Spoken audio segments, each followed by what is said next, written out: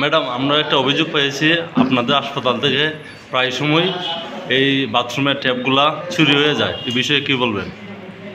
আমি ডক্টর প্রিয়াঙ্কা দেববর্মা, ভূতত্ত্ব চিকিৎসক, জেবি হাসপাতালে। গত 1 মাস আগে এখানে একটা চুরি হয়েছে। সব বাথরুমের ট্যাপগুলো শুধু চুরি করে নিয়ে গেছে। ট্যাপ আর পাইপের যেগুলো নটগুলোও চুরি করে নিয়ে গেছে। তো কালকে আবার সেমভাবে আবার সেই জলের ট্যাপগুলি চুরি করে নেওয়া হয়েছে। আমরা দুবারই আমরা পুলিশ কর্তৃপক্ষকে জানিয়েছি, প্রবলেমগুলো আমরা কমপ্লেন করেছি, কিন্তু ওরা এখনও কোনো অ্যাকশন নেয়নি, কেউ ভিজিটও করতে আসেনি।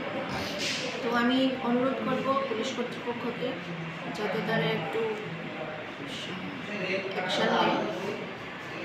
কারণ কি আমাদের হসপিটালে অনেক কিছু জিনিস আছে, ইনস্ট্রুমেন্ট আছে, অনেক বড় বড় জিনিস আছে, যেটা আমাদের পেশেন্টের জন্য অনেক প্রয়োজনীয় জিনিস। এটার মূল্য অনেক টাকা। তো ওগুলো একবার যদি চুরি হয়ে যায় তাহলে আমরা নেক্সট ওটা পারচেস করতে অনেক প্রবলেম হয়ে যায়।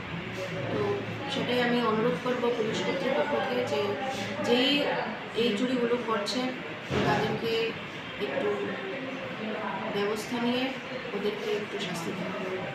আচ্ছা, এইবার কতবার আপনাদের এখানে চুরি হয়েছে? আমার জানা মতে দুবার চুরি হয়েছে।